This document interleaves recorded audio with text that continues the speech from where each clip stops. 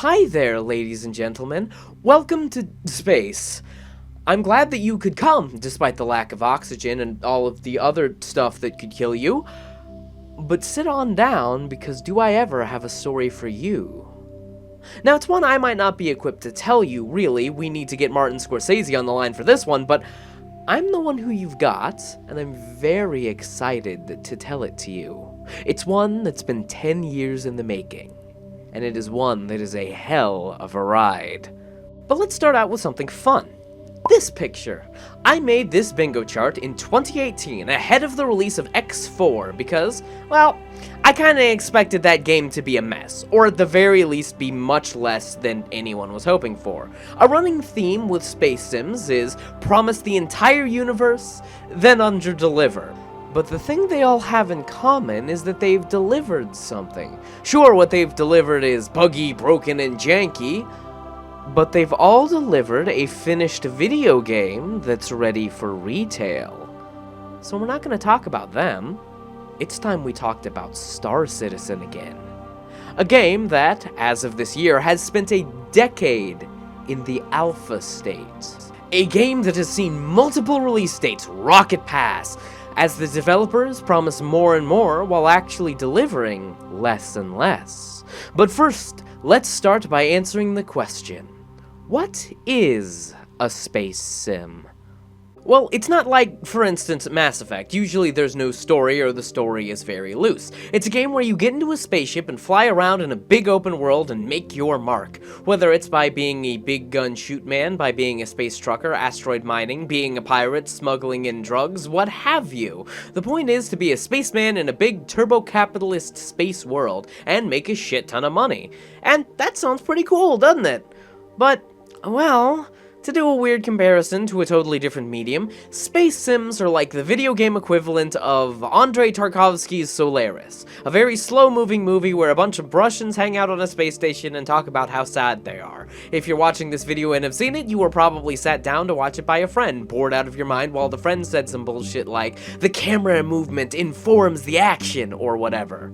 And if you've seen any of my other videos, you probably know that I am that friend.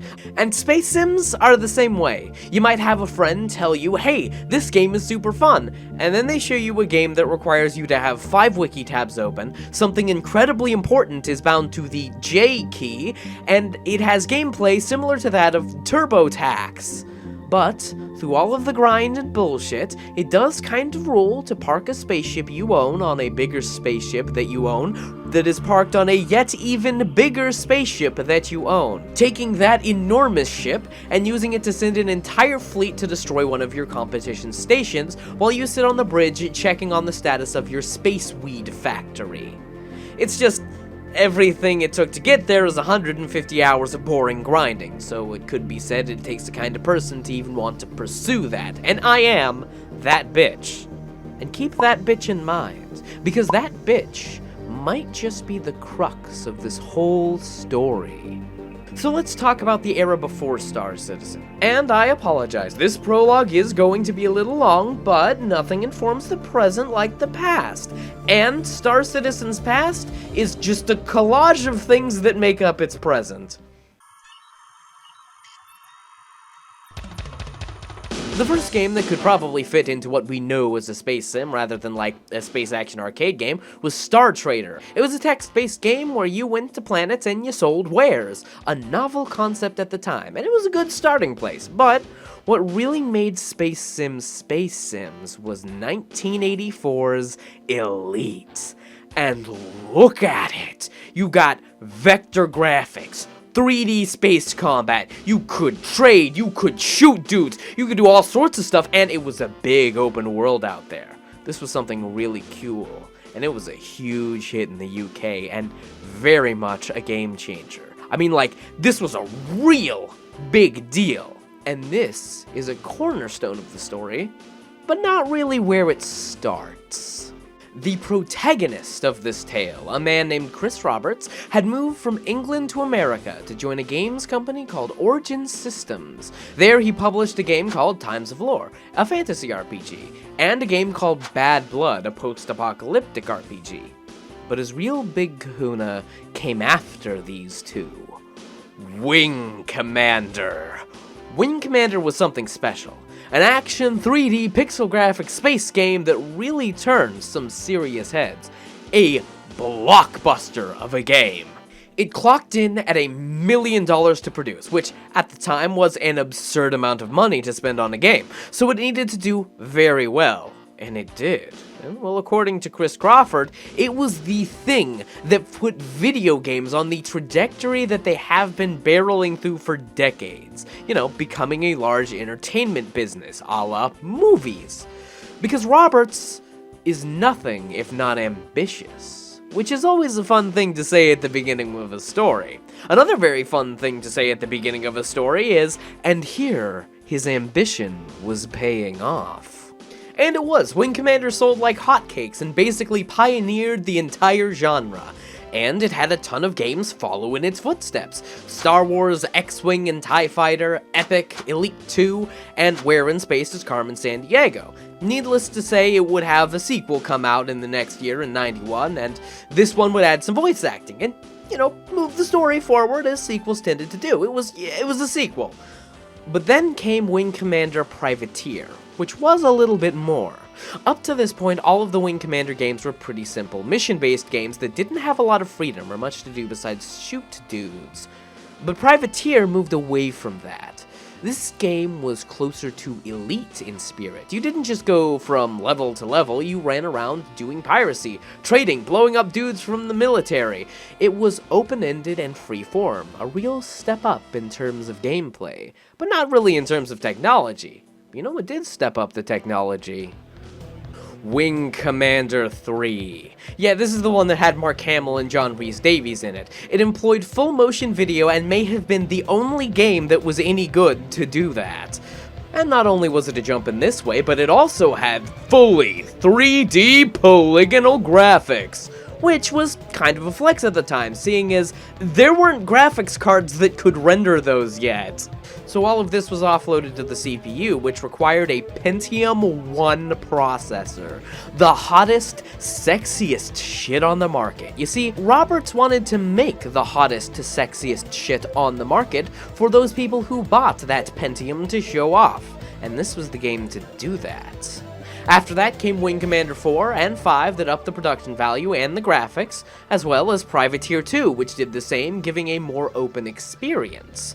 These games front-run a massive boom in space sims in the 90s. You had X Beyond the Frontier, a game similar to Privateer. You had the free space games busting out the full 3D graphics, and most importantly, Full Tilt Space Cadets. Meanwhile, outside of this, a man named Derick Smart was working on a game called Battlecruiser AD, an incredibly in-depth game that was going to be like nothing anyone had ever seen. According to Derick Smart, of course, and this is something that Derick said for all of the 10 years this game was in development, bouncing from publisher to publisher. It was in development for so long because, according to Derick, it just wasn't ready yet. Take-Two eventually released it, much to Smart's chagrin, and it was overly complicated, not very good, and that was if you could even get it to run. Meanwhile, at the time, a lot of people were talking about it. A lot of people were talking about it, even before the release. And Derick was responding to the people talking about it. This led to the Great Flame War of 1999, where people argued over if Derick Smart was a brilliant games technician who was trying to create the greatest computer game ever made, or if he was an asshole who feature creeped himself into a corner. It was the biggest internet argument Usenet had ever seen. Meanwhile, Chris Roberts had created one hell of an impressive portfolio for himself. But the thing is, none of these were the space game that Chris Roberts wanted to make. Sure, they were cool and had lots of stuff, but he wanted a game where you weren't just the protagonist, where the world was more than that, and you weren't the only human playing it. A big world that felt real and kept moving forward without the player, where NPCs would trade and fight each other, making an economy that perpetuated itself, and that the player would simply take part in. So he formed his own company, Digital Anvil, to do this. This was his huge, ambitious motherfucker called Freelancer, a game that would change the face of gaming, but Well, first, Chris announced that it would come out in fall of 2000. It was not ready by then. At E3 2000, Roberts announced that it would be coming out in 2001, and Roberts realized he needed more money, and they were a whole 18 months behind schedule. So Microsoft came around and started talking about buying the game studio, and Chris accepted and then left the company.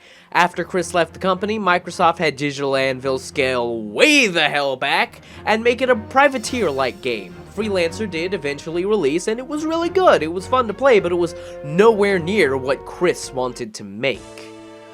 After that, Chris Roberts went to produce movies. He headed a studio called Ascendant Pictures. They released movies. I mean, Lord of War was pretty good, I guess, but the real story here is his teaming up with a German lawyer named Ortwin Freyermuth, who is currently one of the heads at Cloud Imperium Games, who helped Chris get his production money from a firm called VIP Meeden Funds, ran by a man named Andreas Schmidt, who was sentenced to 6 years in jail for tax fraud, because that's where he was getting the money. But that didn't kill Chris's dreams of being a film producer. Being sued by Kevin Costner, however, did. Kevin was on contract with the studio to do a romantic comedy. Chris couldn't get the funds because they were in jail, and so the project was cancelled, and Kevin sued for breach of contract. Bada bing, bada boom, thus ends the story of Chris Roberts, film producer. But in video games, at the time, this decade saw space sims sorta go away. I mean, there were a few exceptions, X2 and X3, the latter doing much of what Freelancer promised with single player, and there was, of course, the big kahuna that is EVE Online, focusing on the economy parts and shelving the arcadey action for combat that was closer to WoW, so that it could be played online even if your connection was trash, and this worked really well for them. But altogether, they didn't have as much pull as they did in the 90s. And this had a lot to do with consoles exploding. With a lot of the complexity in these space games, you kinda needed a PC for them. They were computer games, and with Microsoft entering the console arena especially, video games were kinda sidelining the PC. Even though PC had a lot of advantages.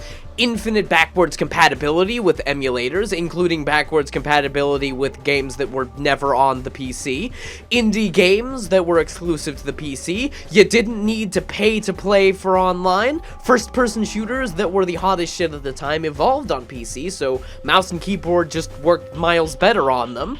It was the only place you could play games made by Blizzard Entertainment, and the best place to play games made by Valve Software, and the only place to play most MMOs, but most importantly, PCs were modular. Now, this allowed a lot of freedom with your PC, allowing you to trick it out however you want it, make it look sexy, and if it broke, you could just repair or replace the part that broke, instead of needing to replace the whole fucking thing. And PCs were more powerful than consoles. While consoles could run all these games released for them just fine, PCs could run them at a higher frame rate and higher resolution. They could run games that looked better, and with a control setup that allowed them to be more complex. The PC was the gaming choice of someone who lived in the future. And in 2007, this group of people was given a name. What quickly becomes obvious is that Witcher is very much a PC-exclusive game, which are typically designed to be as complex and unintuitive as possible so that those dirty console-playing peasants don't ruin it for the glorious PC gaming master race. Now, of course, a less charged name could have been latched onto. That one could have been described as an oopsie-whoopsie, so how about, for the purposes of this video, let's give them a different name. How about that bitch? The one that I previously stated I am. And to really get into PC gaming, you kinda need to be that bitch. PC gaming does take time, effort, and money, but all of that can be reduced if you know what you're doing. A good amount of knowledge of what hardware to buy, where and when to buy it is required. You're gonna need a pretty good idea of how to configure software, and like Yahtzee said, most of the games are equally obtuse, and space sims are no exception. In fact, I would say in some cases, they're the most obtuse of all. And all of that is just my shit. It's the sort of thing I like.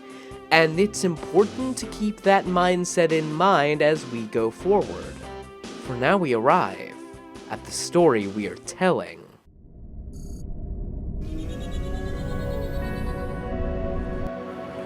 "2011 is where this starts. Chris Roberts leaves film production obsessed with an idea. It was the idea he'd had long ago when he wanted to make Privateer. In his own words, he wanted to make the space game he'd always wanted to play. In 2010, he started talking about it, what it could be, and in 2011, he got to work. Just him, his wife, and a couple of people at Crytek who were very big fans of Roberts' old work.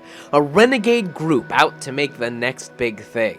But really, we don't know a lot about this point in time, but we do know Chris Roberts and company got the physics engine running a little bit, they got ships and a pilot designed and modeled, and they got just enough to be impressive. But, well, Chris wanted this to be the apex of space games, and he wasn't going to get there with no money.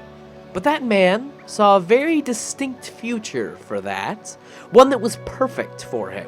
He wanted to make a game for his fans. So why not have his fans be the ones to produce it?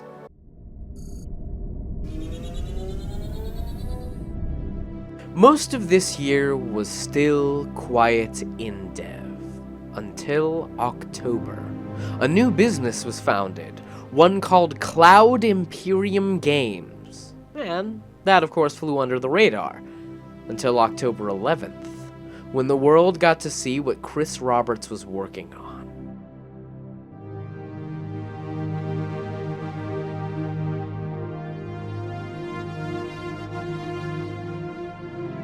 Holy shit!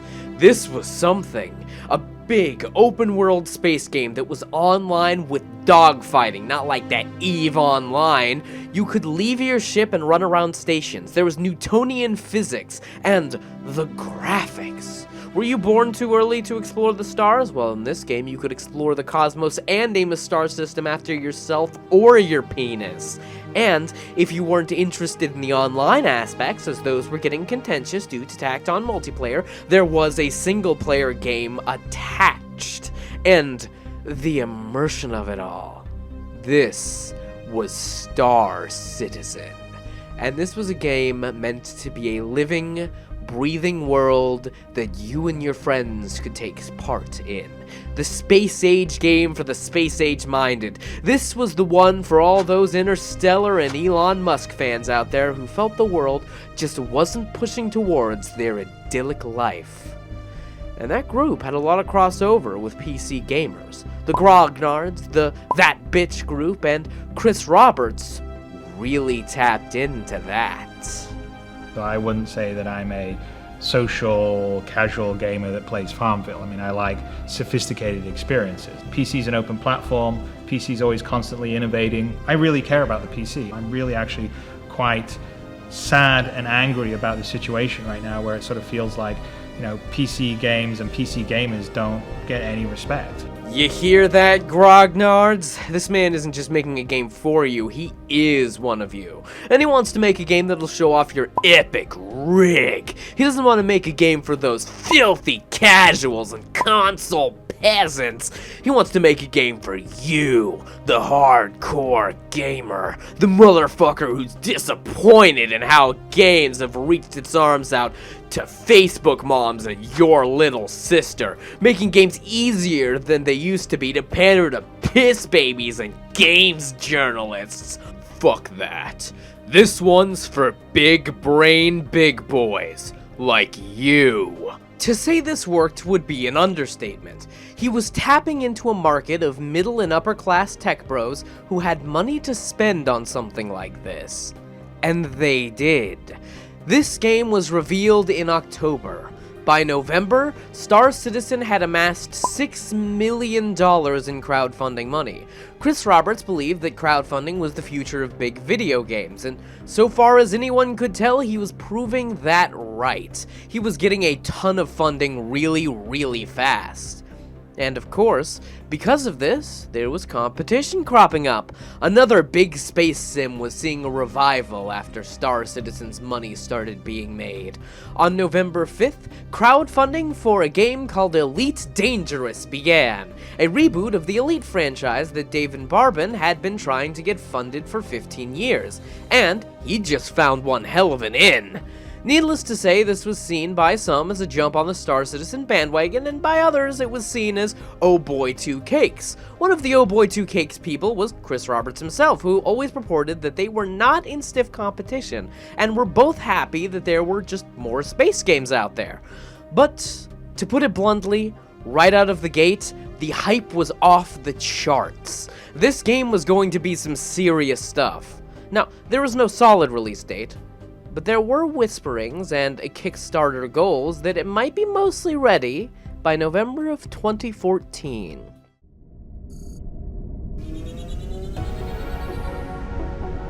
The hype train keeps on chugging, and of course so does the money train. And as the money rolls in, more features get announced or unlocked. It's crowdfunding! Now you could buy and operate stations in the game. It would have full Oculus Rift support. It was this new thing that was just announced.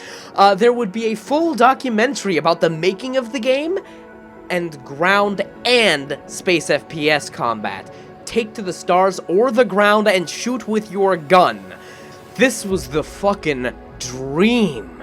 After their Kickstarter ended successfully, they kept doing crowdfunding on their website, either through donations or buying spaceships that would effectively count as a purchase of the game. The cheapest ship was $40, and at launch the game was going to be $60, so really you were getting a good deal on it.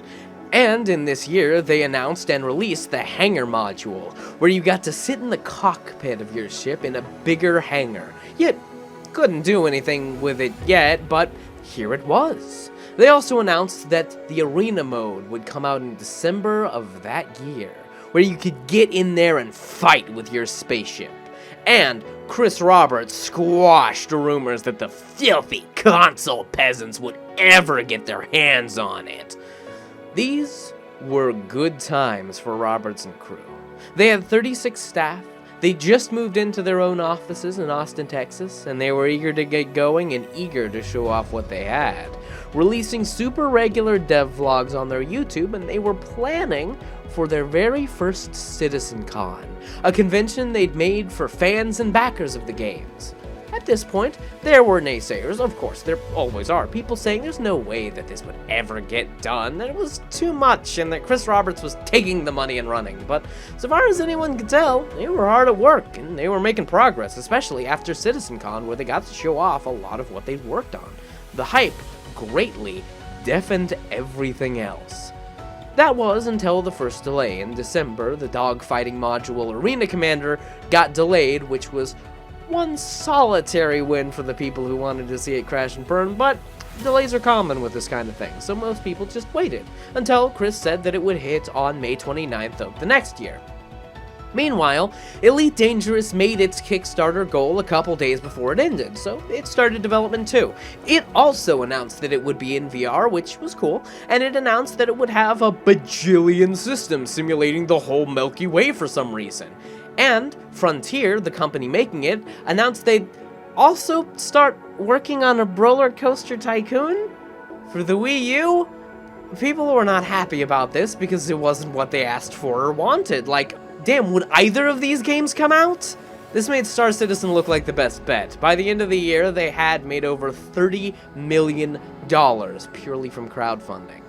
And this year also saw something else that made Star Citizen look like the best bet. The X games were the space sims for that bitch. Specifically X3 that, as previously mentioned, did a lot of the stuff that Privateer didn't, like having the economy move despite the player. And Egosoft announced the creation of X Rebirth, a game that would have some of the stuff that Star Citizen was promising, including leaving the cockpit and moving around space stations. It was released, and it kinda sucked. Much to the chagrin of that bitch, it was much less robust than X3. It was filled with bugs, it was much more story-based, which have never been the X game's strong suit, And most egregiously, you could only fly in the one spaceship, and you were saddled with a co-pilot that a lot of fans referred to as horribly annoying. More than likely because she was a girl who did in fact talk to you. It was those times in gaming discourse. They were very dark times. Like, video game discourse is maybe the one type of discourse I can say is less of a horrible fucking cesspool in the Anno Domini of our Lord 2021 than it was before Trump became president. And speaking of discourse, in December came an announcement by Sony Entertainment. They were funding something made by a little indie company called Hello Games. No Man's Sky. A Minecraft-like explorative space game that allowed you to traverse and chronologue 18.4 quintillion planets. 18.4 quintillion planets! This was making Elite Dangerous's promise to simulate the entire Milky Way look like a bitch! Here was some stiff competition!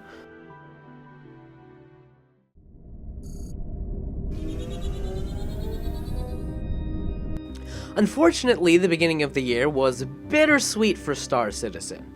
In May, the good news was that they had got Alex Mayberry on as an executive producer. This was the lead game producer for World of Warcraft and Diablo 3, but the bad news? Arena Commander was delayed again. But it did release in June, and the release was not smooth. They had delayed it for bugs, but released it with still a lot in there. It wasn't pretty, it didn't go good, and this was the first of the actual gameplay of the game anyone got to have. So people were a little dubious about it. Articles, instead of praising the scope, were somewhat more critical.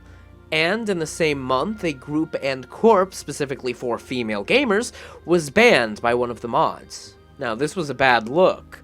So the ban was quickly overturned, but, like I said, the discourse in 2014 was not great, and some of his fans took offense to this by saying Chris Roberts had gone down the SJW hole, because, at the time, this was the mindset of many people who were that bitch. But the hype wasn't dead, especially not after CitizenCon. They had announced multi-crew ships, meaning that you and a friend could pilot the same ship working at different stations. There would be racing that you could do to make money, and they showed off all of this and the FPS aspects of the game that seemed to be coming together. It was looking good, and still, it was making money, especially after Cloud Imperium Games decided to get a little bold. They released supporter packs with $150 to $350 ships, which were a lot. This is where people started to side-eye Chris Roberts and his company a little bit because, well, this seemed excessive. You see, there was, and is, a lot of discourse around games being pay-to-win. And to really explain where it was at this point, before the release of Diablo 3, it was announced that there would be a real money auction house, and there was this meme that was passed around that took me forever to track down, and it kind of sums up the discourse. And this was kind of what Cloud Imperium Games was doing. And when I say kinda, I mean eventually when the game came out, but as it stood, you couldn't even fly these ships yet, at least in Arena Commander. The most you could do was look at them in a neat hangar. But, if it was a gamble, it was paying off. After the announcement of these ships, the game made over $1 million in a weekend. This showed Chris Roberts and company just how feverish his fans were. But the competition was heating up. Elite Dangerous had released its beta. This had added the trading aspect of the game inside the already existing universe. It had run into some controversy, becoming only online, which was another big deal at the time, but it seemed like Elite was coming along a lot faster than Star Citizen, at least regarding what was available to backers. And then what was available to the public because the game just came out. In December, Elite Dangerous launched in 1.0, though of course it was a far cry even from what was being shown off at CitizenCon. You couldn't exit your ship, you couldn't participate in racing, all you could do was mine, trade, dogfight, take missions, explore the galaxy, etc. It was basically an online X3. But it was playable. And sure, there were delays and bugs, and people complained that it was a huge grind, and it was, but it was, if nothing else, a game that you could buy and play. And if you'll remember, this is when the Kickstarter said that Star Citizen would release. But this wasn't the only competition. This was the year that No Man's Sky got its E3 reveal, and the hype was astronomical, being called the most ambitious game in the universe. It had procedural planet generation, procedural flora and fauna generation. It had a living, breathing world on stations with trading and money making that would throw away the grind for Minecraft resource management. And it kinda eclipsed Star Citizen. It was the hot shit now. But overall, the year wasn't awful for Star Citizen. They tripped, sure, but they were still pushing forward. They had made $66 million, and they were making improvements to what they had. And they'd opened a new studio in Santa Monica, and one in Frankfurt. The studio was getting big. It was good times. But this might have been where the good times ended.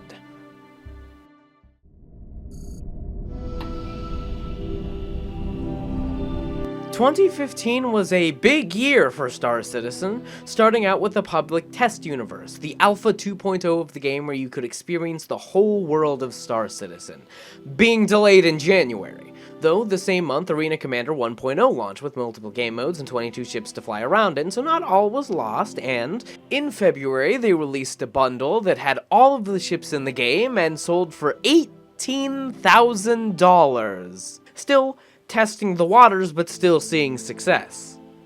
And everything was good until July.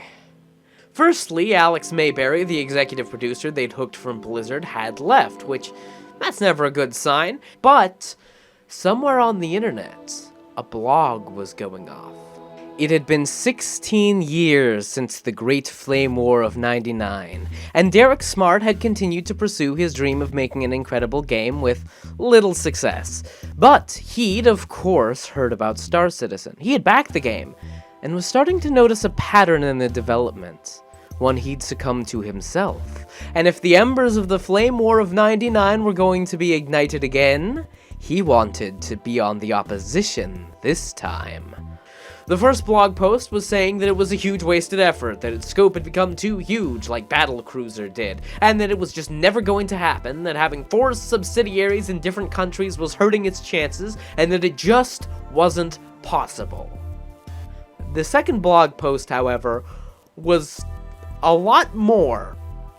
I've been made privy to so much stuff that seriously, at this point, I may as well write an ebook.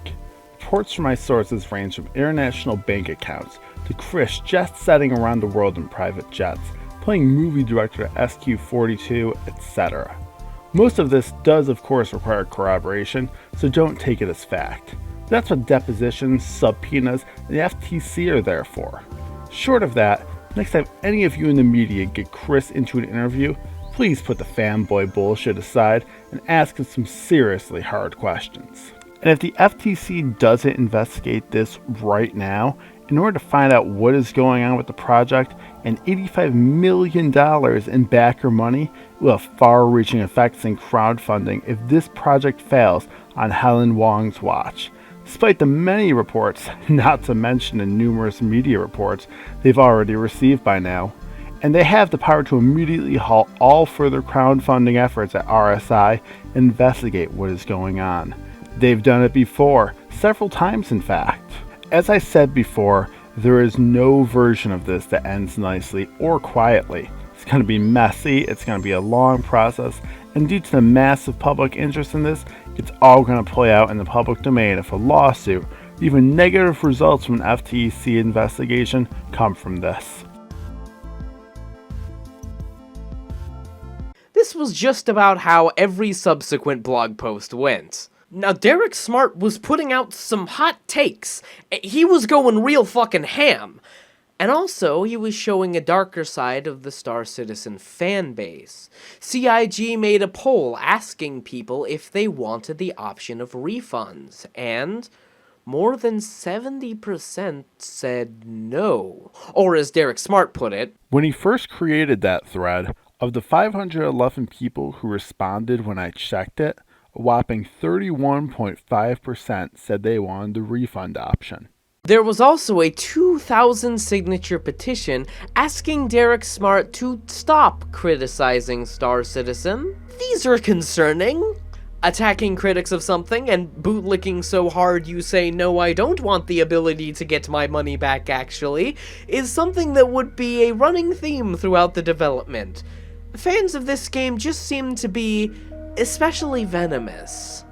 And Derick Smart turned into a pariah for the Star Citizen community. The Goldstein to Robert's big brother, if you will. If anyone said anything bad about Star Citizen, ooh, they were working with Derick Smart. But if anything good happened with Star Citizen, ooh, that made Derick Smart angry. You know how it goes. But anyway, Smart continued. He was talking about employees leaving, the terms of service changing, and even on a letter that he had received from a former employee stating that Chris Roberts wanted them to heavily work on Chris Roberts' vision instead of toning down the game where it needed to be toned down. Eventually, The Escapist wrote an article on these in September. This detailed all of the allegations by Derick Smart. And then there was a follow-up one in October. This one was making claims of employees being disgruntled over the state of Cloud Imperium games, even allegations of racism inside, but the sources were anonymous and shoddy to say the least. Several of the allegations were blatantly false, several of the sources were fake Glassdoor reviews, and even other journalists were coming for it. Jason, studio heads under his tire Schreier, referred to it as, quote, one of the most disgusting pieces of reporting he'd ever seen. So Chris Roberts responded. I was quite shocked to see the email that David Swafford forwarded me, filled with a bunch of conjecture, falsehoods, and opinions of disgruntled ex-employees, inflamed by Derick Smart's personal quest to destroy Star Citizen. I know you say that none of these claims come from Derick, but we both know that's not true. You are quoting in your email the exact same things he has spewed in his blog and Twitter for months. If you want me to give you links to the exact same claims, which are patently untrue, I can, but we both know it's coming from him and the few people he's rounded up. We are a company of 261 employees spread across 2 continents and 4 development studios. With a company of our size, there will definitely be a few unhappy ex-employees. So why is it for you guys? Do you really want to give a platform to Derick Smart?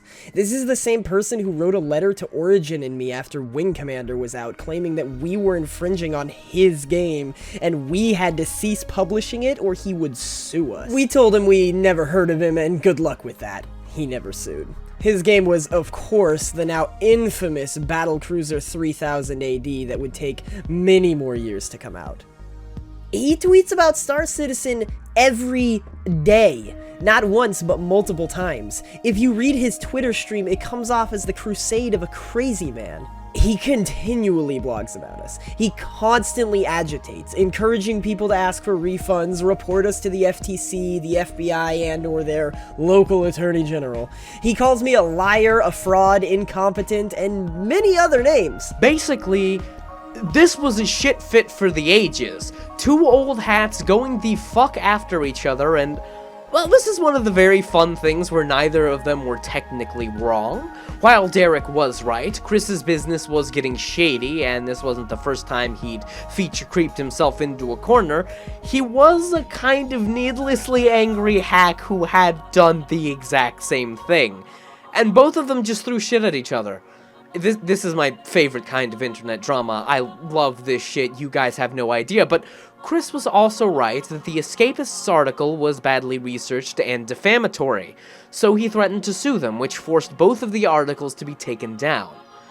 And it was in this year we saw a change in Chris as well.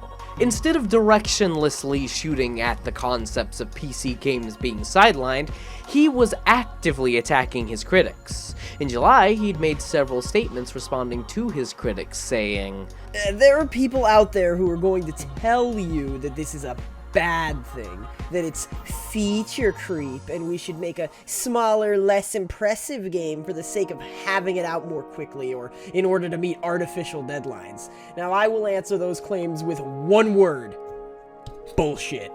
Now, these were all probably brought on by Derick's blog, but Derick wasn't the only one saying it, and it seems he was getting frustrated by the criticism, enough to threaten to sue. And, in this case, he was probably within his rights, but it was a shift. And the criticism kept coming. Cloud Imperium needed something to keep people interested. This had created a stir in the gaming market, a much bigger pushback against the game. They needed a win.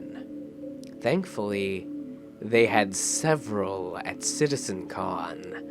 Squadron 42, the game that wasn't really talked about much, got Mark Hamill and Gary Oldman to play roles. They showed off the idea that they would have procedurally generated planets like No Man's Sky would, and a release date. The first episode of Squadron 42 would release fall of 2015. And the game would have its commercial 1.0 release in 2016. Meanwhile, Elite Dangerous added planets that you could land on, in a $30 DLC, which gained controversy because it was only $10 cheaper than the base game for not all that much, or at least something that Star Citizen was promising would come in a package for $40. But, in the meantime, remember that weird roller coaster thing? That was turned into a coaster sim for the PC called Planet Coaster. It was released, and it's pretty good. It showed that Frontier could make 2 games while Cloud Imperium was struggling with 1. Star Citizen took a hit this year, and it was a controversy that would haunt the game. Chris Roberts had made enemies, but he'd also made $100 million.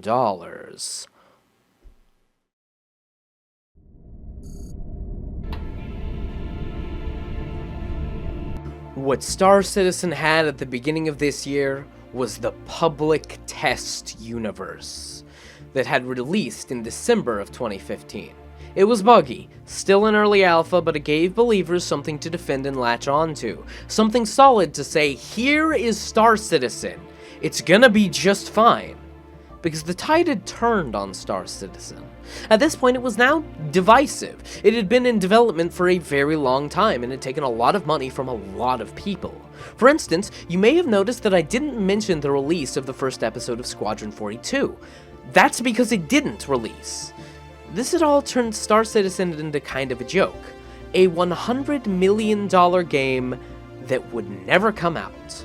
While Derick's blog was kind of raving, he said things that were on a lot of people's minds, and more people were saying them. People were chronologuing the 4 long years of development, and the heat was on. The doubt was fierce. Some people were giving up, but finding it hard to get out.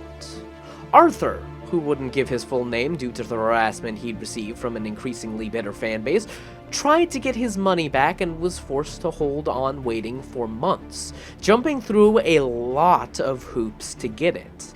But there was one thing that might have just saved Star Citizen's reputation. In August, No Man's Sky was released, and it was a disaster. It was described as a walking simulator with light survival elements. The gameplay was building a ship, leaving a planet, and gathering enough resources to go to the next planet.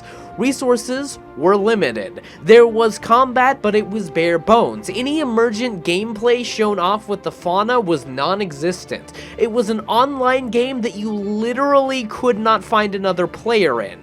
Planet generation was not based on things like proximity to the sun, it was purely random. You couldn't even build your own base. These were some of the things that Sean Murray had said the game would have, but that it didn't. And the ire of the entire gaming world turned to Hello Games. There was a massive outrage on all fronts, even having the Advertising Standards of America launching an investigation, and Sean Murray went quiet. And it made everything that Chris Roberts was saying about the game needing the time they were taking look a lot more true. But at this point, Star Citizen did have another problem. Fall 2016 had passed and the game was not out. Squadron 42's first episode was delayed again and again, until it was announced that it would be delayed indefinitely in October, and that it would be a separate purchase not connected to Star Citizen, but a different $60 game. The Star Marine module, the arena shooter that would show off the first-person shooting gameplay, had also been delayed multiple times until it was released in December with a slew of bugs and a major hacking problem. But this wasn't the only thing that happened in December. In December, Chris Roberts announced that the game would be switching engine. They decided to use an engine called Amazon Lumberyard. Amazon Lumberyard is an engine that at the time wasn't used very heavily, but at time of writing, exactly 2 video games have come out that use it. Now, this engine was based on the CryEngine, but with integration from Amazon's web services, which allows the users to use those for hosting games on Amazon servers, for easier Twitch integration as well. And it has tools for easy VR integration, so for Chris's needs, this was all kind of a boon. This was a sort of bleak year for Star Citizen. It still had a ton of fans that stood right behind it, but the people who weren't diehards were at best dubious about the game. And No Man's Sky had showed them what would happen if they didn't release with everything they had promised.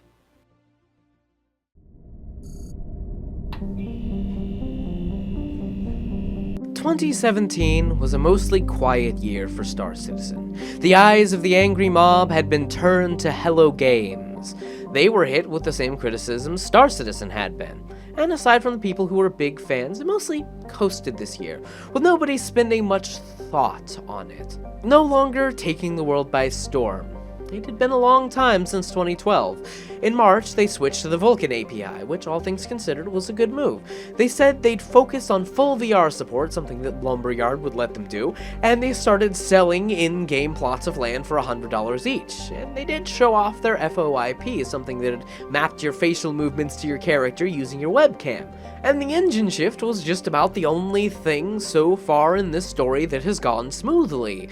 It was a quiet year. Until December. By then, they had made a total of $170 million. This was good news, despite another loan needing to be taken out. The other good news was that the release of the 3.0 Alpha had added landable planets with outposts and derelict ships that could be explored. There was a total of 20 distinct missions and 10 random encounters. Now, these were all things that Elite Dangerous had had for years, since 2015 for most of them, and Elite Dangerous had more on top of that. These were also things that Pariah of the Day No Man's Sky had, which had just added base building, farming, and a narrative story, though not fixing the damage done, it was closely inching in on being what was promised. But those are the pieces of good news for Star Citizen.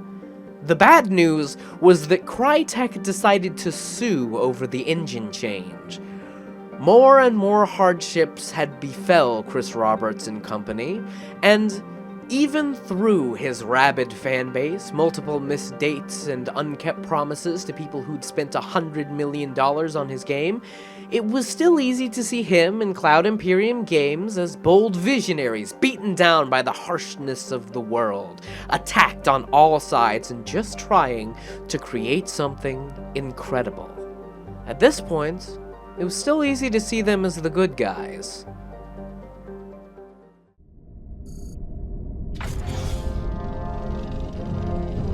In 2017, people who had been backers for longer than 14 days were hearing radio silence on their refunds. Thanks to a change in the terms of service, Cloud Imperium Games was just not giving them. This entire debacle created a subreddit called Star Citizen Refunds, where, people complained about not being able to get refunds, or where they were just left on hold. Ken Lord had been a backer since 2012 when the game was announced. He'd dropped $4,500 on it, and he'd been following it all this time. He'd signed up even to be part of the Avocati test group, and he had become very jaded.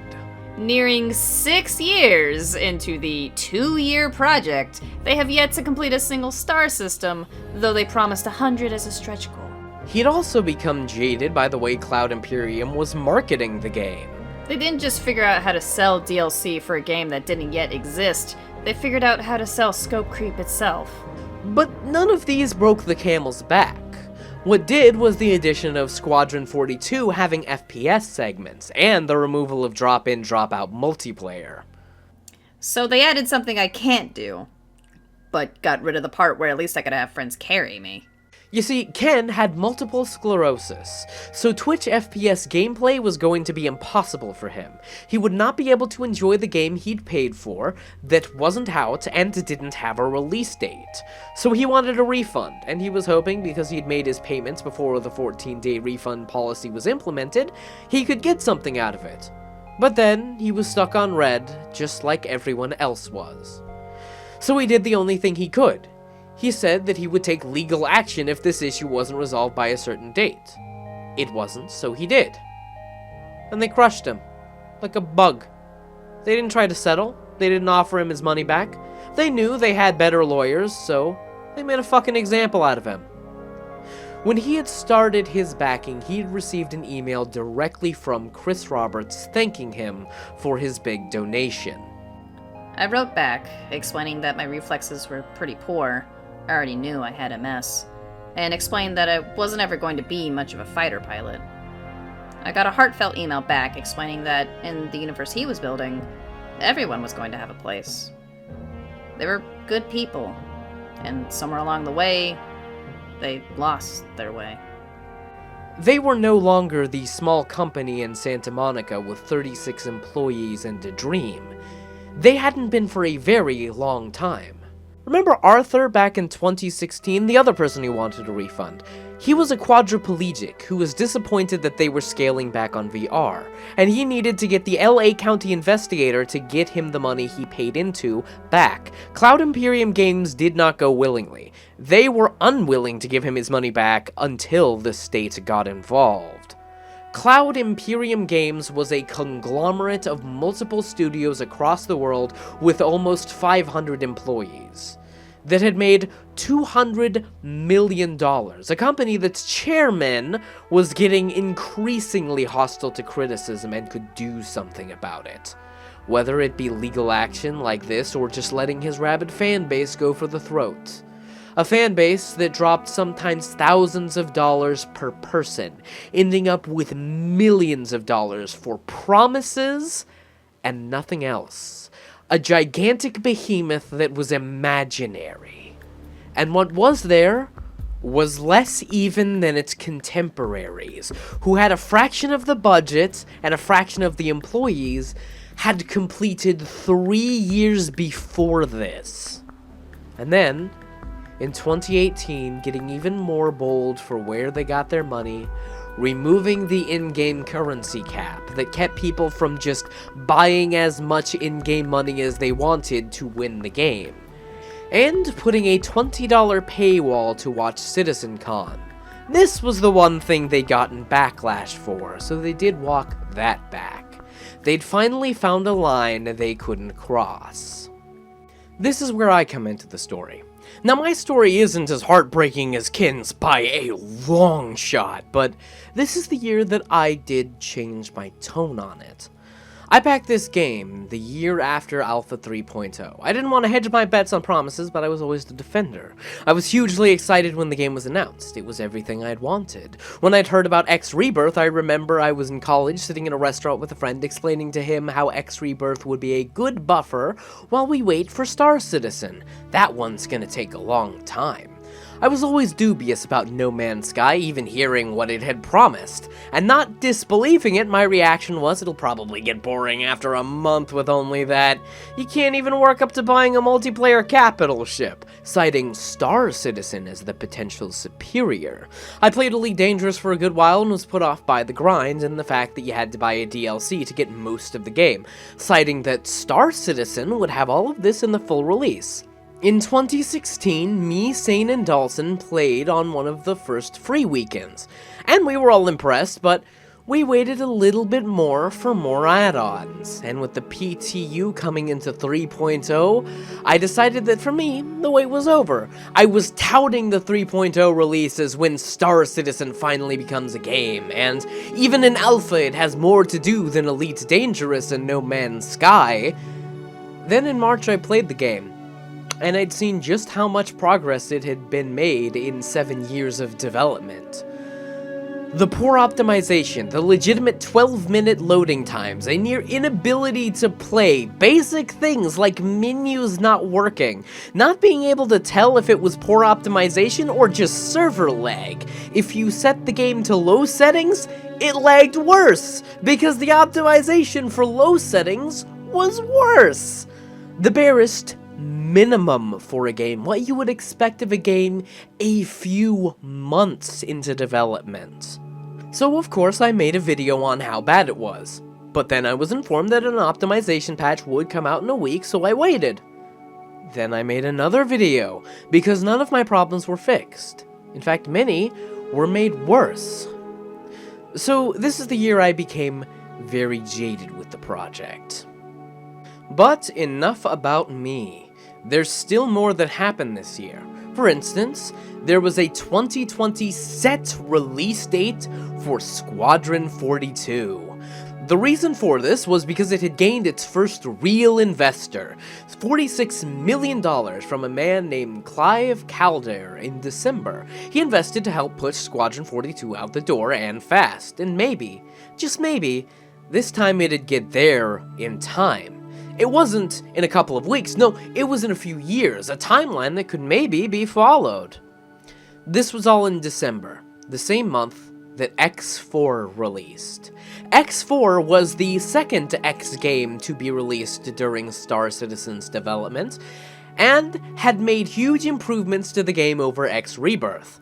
It was, of course, a buggy mess with awful UI, was a massive grind and basically grognard central, but it had everything that excited me about Star Citizen ready to go at launch.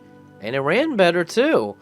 But of course, Star Citizen wasn't dead, and they were gonna keep going.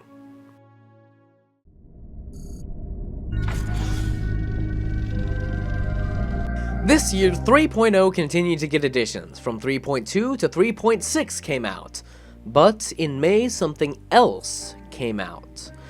A Forbes article was released. A massive expose of the entire project, finding things including but not limited to court documents of Chris Roberts' now wife and second in command of the company actively trying to strangle him and kidnap his daughter. And a detailed layout of what money went where, but not in regards to how much Chris got, how much that wife got, and how much his brother got. And interviews with people who worked there previously, who were named, explaining what went wrong. The nicest thing that this expose said was that Roberts didn't take the money and run, that there was in fact a game being developed, and it was clear there was. There were still updates coming out, but this was not the early game anymore. They had been going for years and years, and it backed up some of the previous claims made in the Escapist article years earlier, but now there were names to the claims. And I've talked about the fans being rabid, something I've experienced in my videos, but I was sort of asking you just to take my word for it for the most part, because what I think really shows off how far gone they are is their reaction to this article. That tells you all you need to know. The author is a moron with a very cursory knowledge of gaming.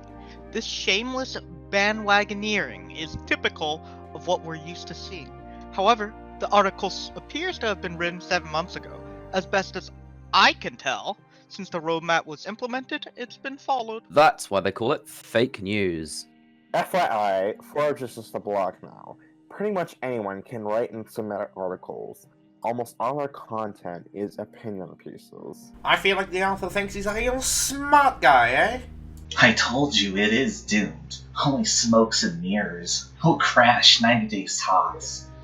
I miss those times. Sadly, the poor old man has gone full left-tard political commentator. Forbes has 2 journalists review a video game which raised $300 million, but offers no financial analysis. Who the fuck cares what Forbes thinks of video games? Matt Perez, first named author, apparently also writes for IGN, Polygon, and PC Gamer. The other author follows the money, but where's any material on the financials? Seems more like a piece for IGN, Polygon, or PC Gamer, but they all turned it down. You see, Forbes has no idea what they're talking about. It's all a lie, and if it isn't all a lie, it's all conjecture. And if it isn't all conjecture, it's just not a reliable source. They don't know anything about video games, and especially not about Star Citizen. They don't know how much people love it, how much work the team has put into it, and how much the fans have put into it, because we all know that it will be good 100%. You don't know how much I have put into it. This is nothing but a biased fake news hit piece. This is where they stand, and this is how they stand. They have been duped, and it's not hard to feel sorry for them. They're holding on to a dream, and they're holding on to one they've paid thousands of dollars for. Hope is all they have, and I suppose I can understand why they would get mad if someone tried to take that hope from them. Like I said, I am that bitch. I understand why they think this way. I used to.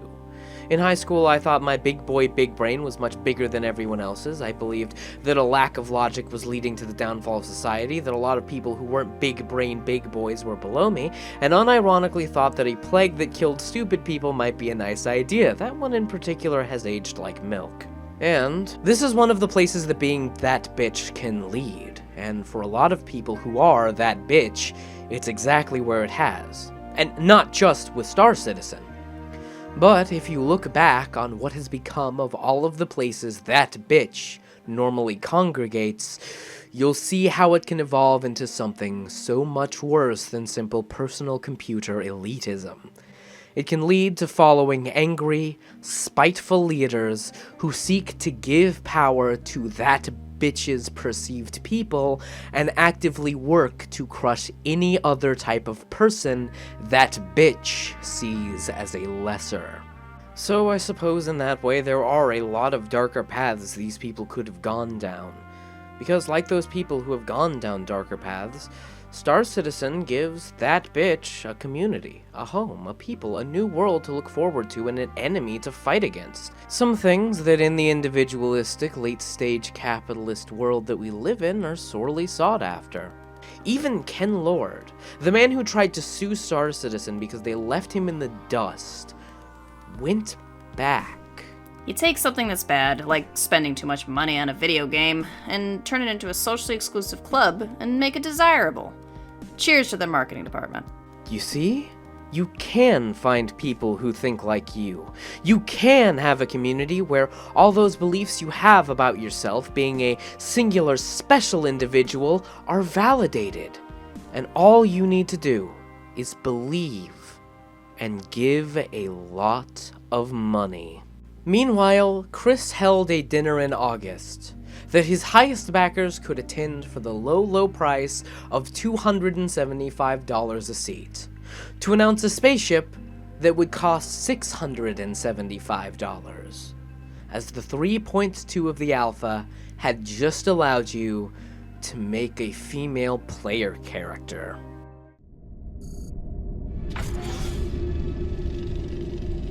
"2020 was the year that Squadron 42 was set to release. And in January, court documents revealed that Squadron 42 had been internally delayed until October. And in February, the lawsuit was settled. But even the fans had become increasingly disparative. 4.0 was set to release this year, and in April the roadmap changed, saying that the 4.0 release wouldn't come with the server-side optimization people had been clamoring for. Even the most diehard of fans were angry at this. The fans were getting upset, and in September, someone posted a video talking about what had been promised relating to the atmospherics, which did receive backlash from the community for being critical of the game, but also received a response from Robert himself.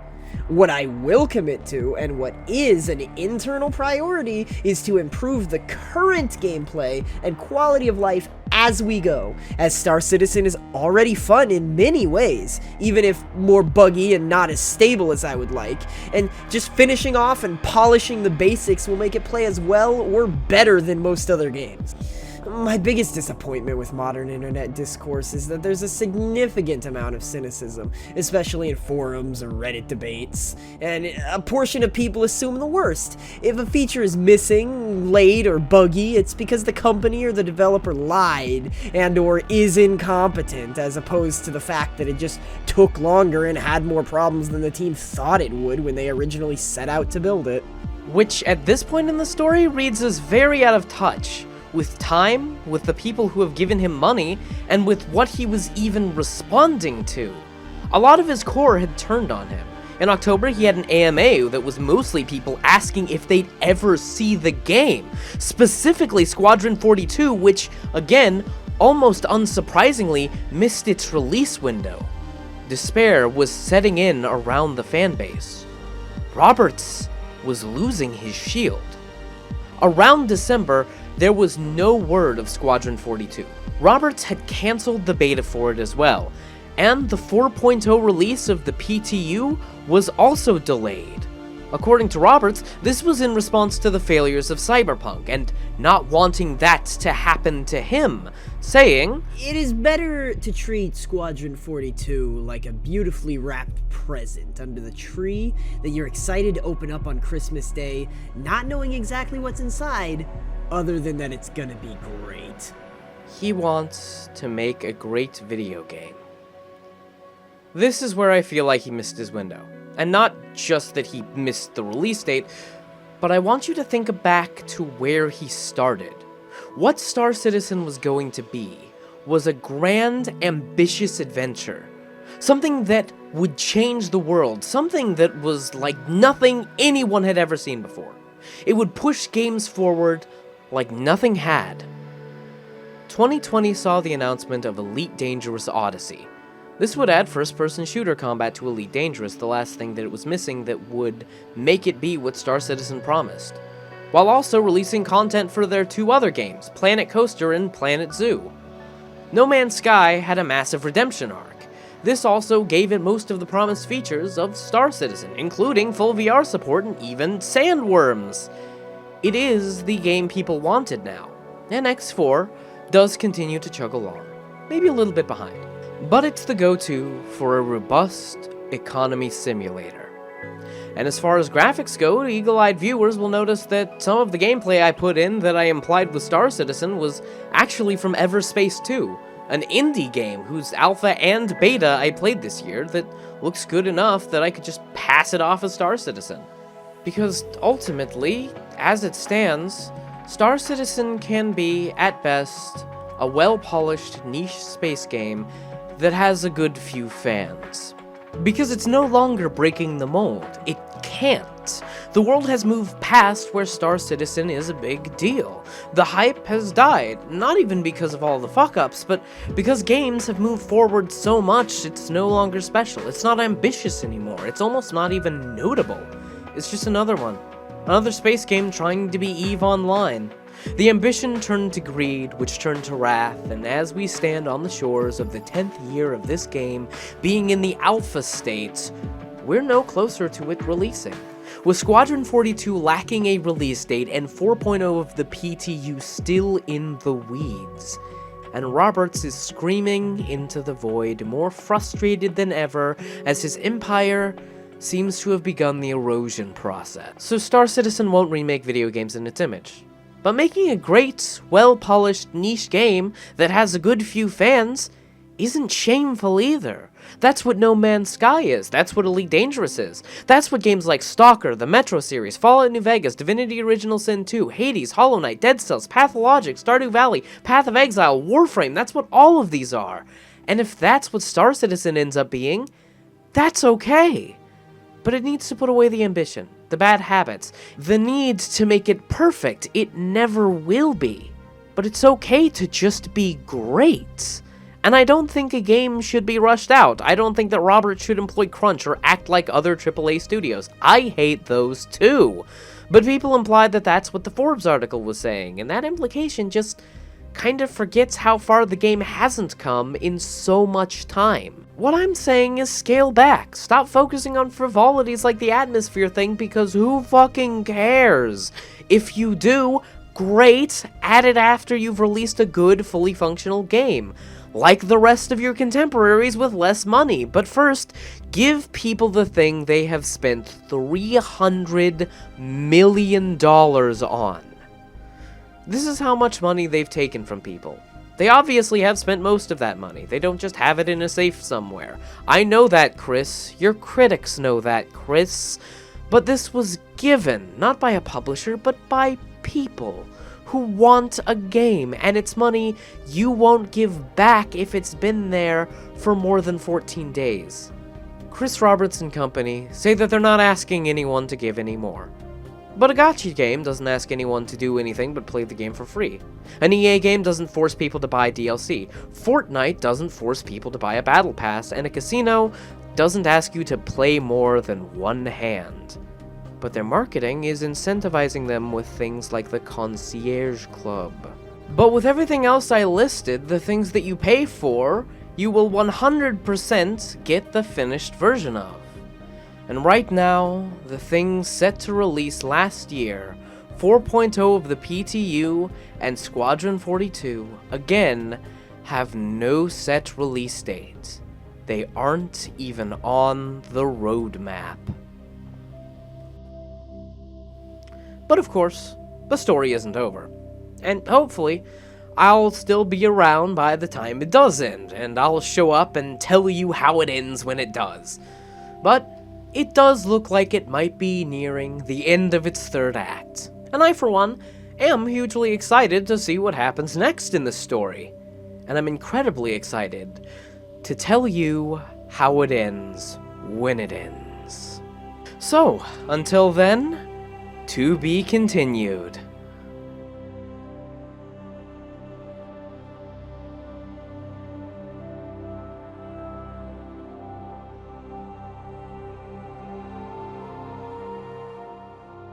Wow, thanks for sticking around for the whole thing. Now, if you'll excuse me, I'm going to put you back into an atmosphere that you can breathe in. While you're there, you could thumbs up this video and leave a comment and do all of that stuff. And if you want to support us, you can give to our Patreon, or just come and hang out in the Discord. If you want to get in contact with us, you can send us an email, or just hit me up on Twitter. All of those links are in the description. See you next time something horrible happens with this game.